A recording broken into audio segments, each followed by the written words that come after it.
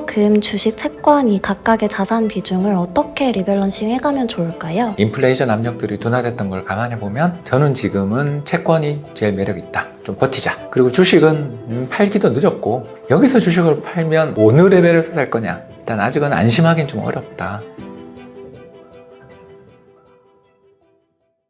어제 환율이 지난달 22일 이후로 1,400원 밑으로 하락을 했어요. 계속 상승을 하고 있다가 어제 왜 갑자기 밑으로 하락했나요? 두 가지 때문인데요. 첫 번째는 영국에서 트러스 총리가 감세 정책 폐기 또는 중단을 발표하면서 영국 파운드화 가치가 안정된 게 있었고, 또 하나는 중국의 위안화 환율이 끝없이 상승하다가 잠깐 급등세가 진정된 그런 모습들 때문에 환율이 떨어졌습니다. 근데 이걸 안심하기는 좀 어려운 상황 같아요.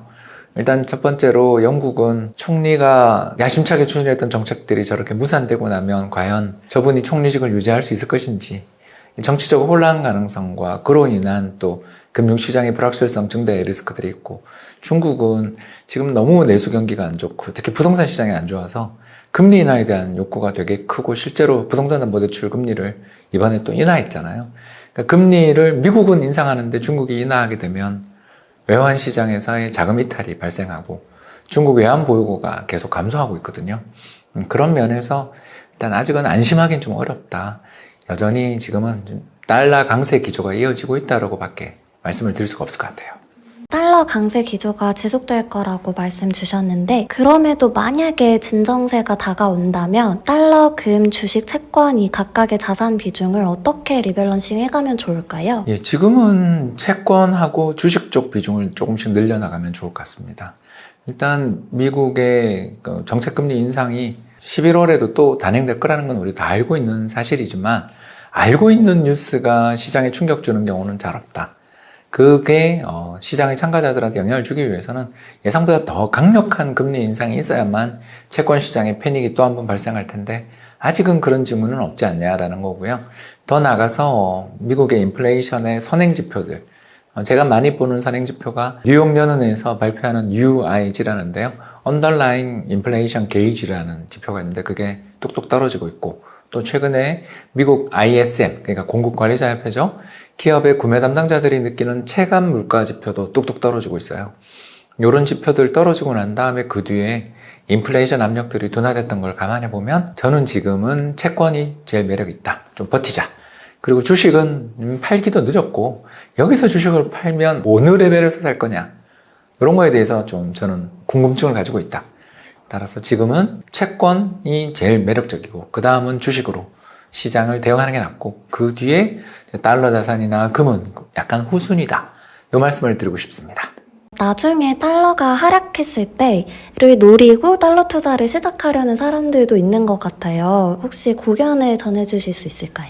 예. 근데 환율이라는 게 언제 떨어질지는 우리가 알 수가 없어서, 그러니까 제가 늘 가지고 있는 그 가르침, 돌아가신 미국의 연준 의장님이신데 폴 볼커가 했던 그 조언이 있어요. 방향에 대해서 이야기하려면 방향, 또는 터닝 포인트가 언제쯤에 올 것이다 라는 걸 이야기하려면 그때를 이야기해야지, 둘 다를 이야기하려고 그러면 힘들다. 저는 내년 이맘때 환율이 지금보다 낮을 거라고 보지만 언제 내려갈지에 대해서는 저도 잘 모르겠다. 그래서 항상 제가 분할 매수, 분할 매도, 또 적립 투자에 대한 중요성을 강조하는 게 이 때문인 것 같습니다. 마지막으로 지금 현재 우리나라 외환 보유고 상황과 또 실질 실효 환율이 어느 정도 됐나요? 일단 외환 보유고가 한 200억 불 정도 이상 줄어들고 있는 그런 상황이라는 게 밝혀졌고요. 그는 2분기에 있었던 한국은행의 외환시장 개입 때문이었습니다. 한국은행 입장에서 우리나라 환율이 급등해버리면 그게 수입 물가의 상승으로 연결되고 다시 인플레이션을 일으키고 금리를 상승시키는 악순환을 출현시킬 수 있기 때문에 환율이 정부의 통제 범위를 벗어나서 급등하는 것을 막기 위해 시장에 개입하는 건 당연한 일입니다. 다만 지금 우리나라 시장에서 외국인도 빠져나갔고 또 무역 수지도 예전보다 좀 안 좋아져 있는 그런 상황이다 보니까 정부의 외환시장 개입이 고스란히 외환 보유고의 소모로 연결된 상황이죠. 그래서 불안감이 높아지고 있다 생각되는 건 어쩔 수 없는, 이해됩니다. 그러나 우리나라보다 먼저 망할 나라가 전 세계에 한 100나라는 된다.